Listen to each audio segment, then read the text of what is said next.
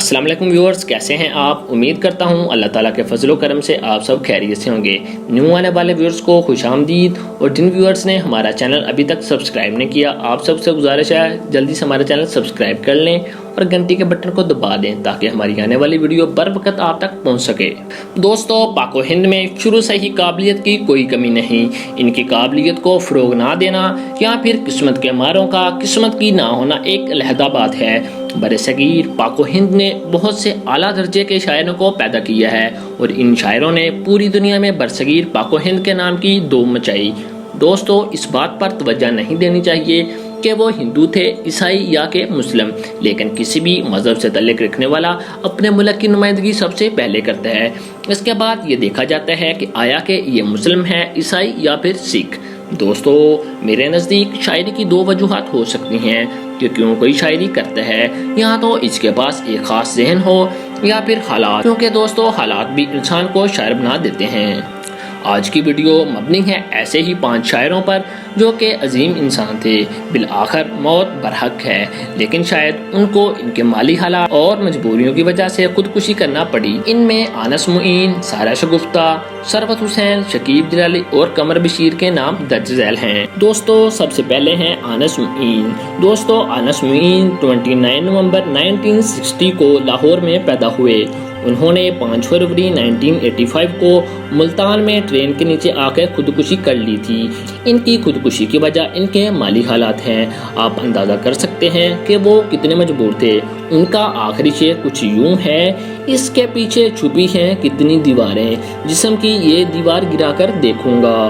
دوستو، اس کے بعد ہیں سارہ شگفتہ۔ دوستو، یہ ایک شاعرہ تھیں۔ ان کی پیدائش 31 اکتوبر 1954 کی ہے۔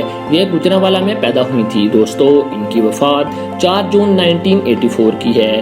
انہوں نے کراچی میں ٹرین کے نیچے آ کر جان دے دی تھی۔ دوستو، یہ ایک شاعرہ تھی۔ شاید ان کو ان کے خاندان میں اتنی مشکلات کا سامنا تھا جو کہ ناقابل بیاں ہیں۔ دوستو، ان کا آخری شعر کچھ یوں ہے: تجھے جب بھی کوئی دکھ دے، اس دکھ کا نام بیٹی رکھنا۔ دوستو، اس کے بعد ہیں ثروت حسین۔ دوستو، ان کی پیدائش 9 نومبر 1949 کی ہے۔ دوستو، ان کی وفات 9 ستمبر 1996 کی ہے۔ کراچی میں ٹرین کے نیچے آ کر انہوں نے اپنی جان دے دی تھی۔ دوستو، ثروت حسین اپنے آخری شعر میں خودکشی کو کشش سے تشبیہ دے رہے ہیں۔ دوستو، ان کا آخری شعر کچھ یوں ہے: موت کے درندے میں ایک کشش تو ہے ثروت، لوگ کچھ بھی کہتے ہیں خودکشی کے بارے میں۔ دوستو، ان کے بعد آتے ہیں شکیب جلالی۔ دوستو، شکیب جلالی کا نام آپ نے تو لازماً سنا ہوگا۔ یہ ایک عظیم شاعر تھے، لیکن دوستو چونکہ حالات کچھ ایسے اور پھر عشق کے ماروں کا کچھ یوں ہی حال ہوتا ہے۔ دوستو، ان کی پیدائش 1934 کی ہے۔ دوستو، یہ علی گڑھ میں پیدا ہوئے تھے۔ دوستو، ان کی وفات 12 نومبر 1966 کی ہے۔ انہوں نے سرگودا میں ٹرین کے نیچے آ کر اپنی جان دے دی تھی۔ دوستو، میرے نزدیک ان کی موت کی وجہ پیار میں ناکامی تھی۔ ان کے اشعار سے بخوبی دیکھا جا سکتا ہے کہ وہ کس قدر خود کو بوجھ کہہ رہے ہیں۔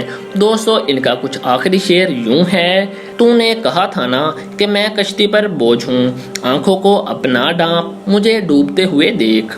دوستو، ان کے بعد ہیں قمر بشیر۔ شکیب جلالی اور انس معین سے بے حد متاثر تھے۔ دوستو، انہوں نے 6 جون 1991 میں ٹرین کے نیچے آ کر خودکشی کر لی تھی۔ ان کی عمر 20 برس تھی۔ خانے وال کے یہ رہائشی تھے۔ دوستو، ان کا آخری شعر کچھ یوں ہے: موت کی باہوں میں جا کر قمر، زندگی کے راز کو سمجھوں گا میں۔ امید کرتا ہوں آج کی ویڈیو آپ کو پسند آئی ہوگی۔ دوستو، ویڈیو کو لائک اور شیئر کرنا مت بھولیے گا۔ دوستو، اس طرح کے مزید ویڈیو دیکھنے کے لیے ہمارا چینل ضرور وزٹ کیجیے گا۔